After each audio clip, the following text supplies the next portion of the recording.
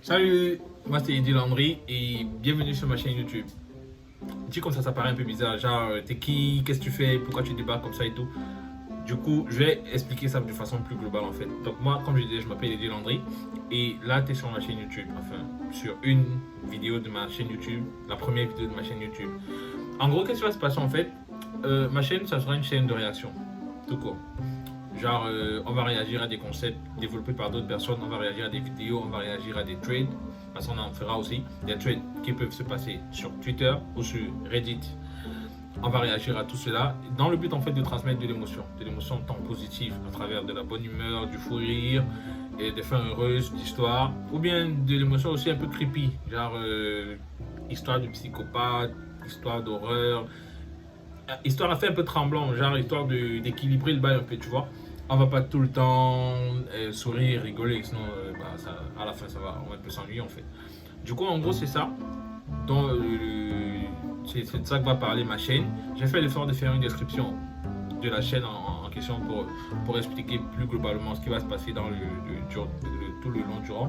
Du coup, tu peux juste aller la lire si tu veux avoir plus d'informations. Déjà, si ça t'a intéressé, si le contenu de la chaîne, si ce qu'on va faire t'a intéressé, abonne-toi, frère. Qu'est-ce que t'attends? Je te donne genre, je te laisse 5 minutes, 5 secondes. Abonne-toi. De base, le nom de la chaîne c'était Lead. Et puis il y a ça qui s'est passé. Frère, j'ai créé une chaîne YouTube et je l'ai appelée Lead. Ah ouais, c'est cool ça, frérot. Et du coup, comment t'écris Lead? L-A-E-D, les initiales de mes prénoms. L-A pour Landry, E-D pour Eddie. Mais ça se lit Light, frère, ça se lit pas Lead. Non, ça se lit Lead. Ok, 2 minutes. Google, comment ça se lit L-A-E-D? Laed. Bah, tu vois, ça se lit Light. Ok. Et après, j'ai décidé du coup d'appeler ça tout simplement Eddie Landry. Parce que je pense que c'est plus évident. C'est plus simple. Et vu que ce sont mes vrais prénoms, c'est tout bénéfique. Aujourd'hui, j'ai voulu commencer avec une touche de positivité, une touche heureuse, avec une histoire en fait qui m'a marqué dans mes différents parcours sur internet. C'est juste l'histoire d'un couple de deux Russes qui ont fait un bad buzz à un moment et puis qui ont réussi à aller au-dessus de cela. Donc là, je m'apprête à vous la raconter et j'espère aussi qu'elle va vous toucher, elle va vous impacter comme elle m'a impacté en fait. Donc en gros, nous sommes en 2011 en Russie.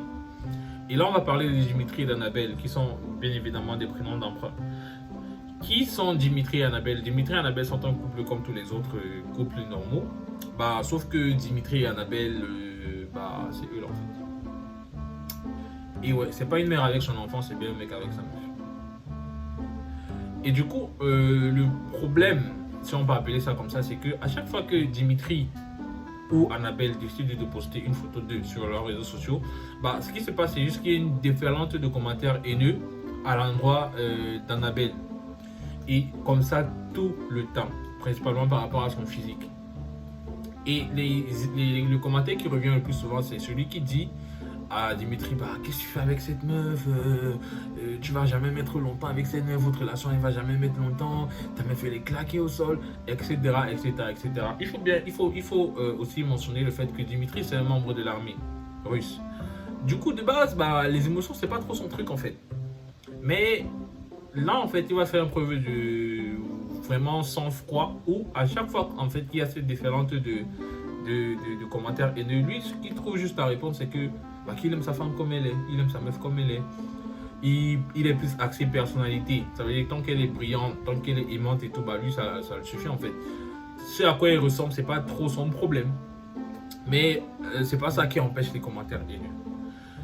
Mais dans par la suite, en fait, le truc qui va réellement faire couler beaucoup d'encre, c'est le jour où ils vont poster la photo de leur mariage. Parce que comme je disais précédemment, la majorité des commentaires, en fait, lui faisait comprendre que, frère, ton couple il va jamais durer. Il va pas mettre long à cause de ce à quoi ta meuf ressemble. Tu vas pas tenir. Et là, les gens sont stupéfaits de savoir que il a tenu au point où il a marié. Ils sont mariés, il a marié la meuf et tout.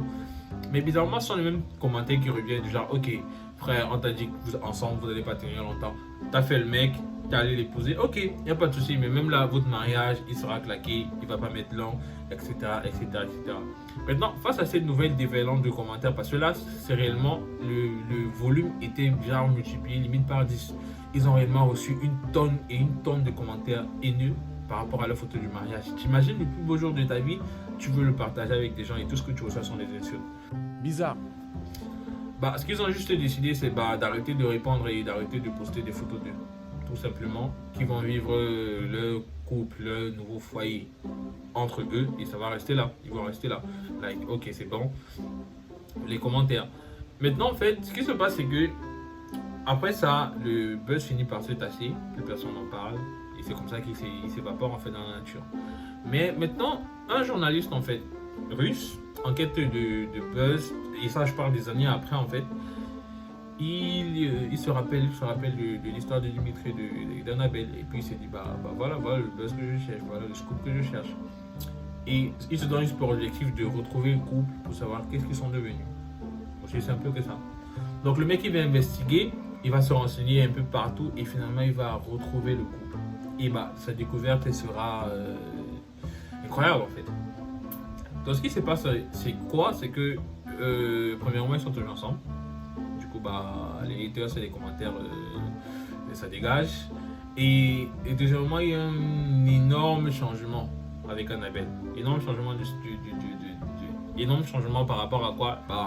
Tout juste parce que Annabelle maintenant elle ressemble à ça en fait.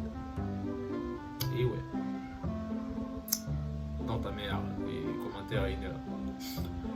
Du coup, le journaliste demande une interview au couple afin de savoir qu'est-ce qui s'est passé, comment est-ce qu'il gère ça maintenant et quels sont leurs projets futurs.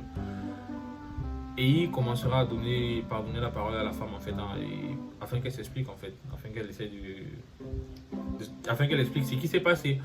Du coup, elle va juste dire que la métamorphose qu'elle a subie, c'est pas forcément par rapport aux autres, c'est pas forcément par rapport à ce que les gens disaient par rapport à elle, mais c'est parce qu'elle le voulait elle, premièrement. Et aussi, vu que quand tu as sa dégaine à elle, au niveau santé, c'est pas réellement ça sur la langue. Du coup, à un moment, il est question que tu prennes conscience pour corriger ça.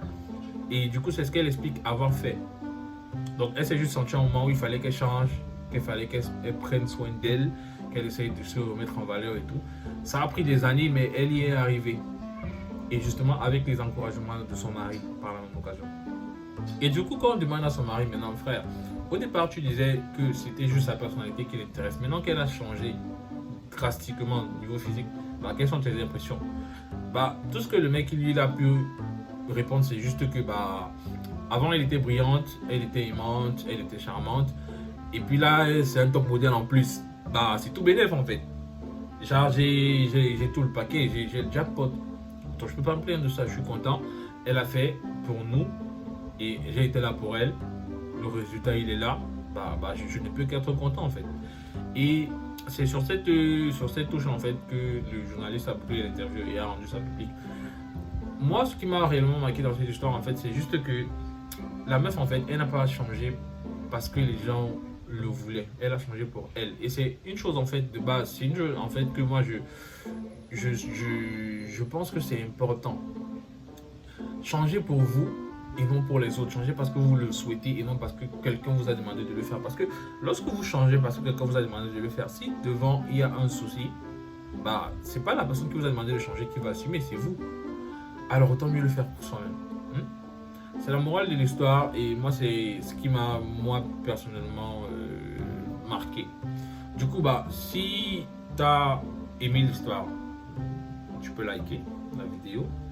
Si tu as aimé l'histoire mais que tu as un autre point de vue, si tu as une autre morale que tu peux tirer de là, ou bien que tu penses autrement, laisse ton ressenti en commentaire, on va en discuter. N'oublie pas de partager la vidéo, ça ferait plaisir aussi. Et moi je suis disponible en fait sur toutes mes plateformes de Facebook, Instagram et Twitter aussi. Ils vont s'afficher quelque part là. Essaye, rejoins-moi et on en discute chaque jour, on pourra en discuter sur les réseaux également, pas forcément dans les commentaires. Et c'était tout en fait pour cette vidéo. C'était Eddie Landry. Peace out.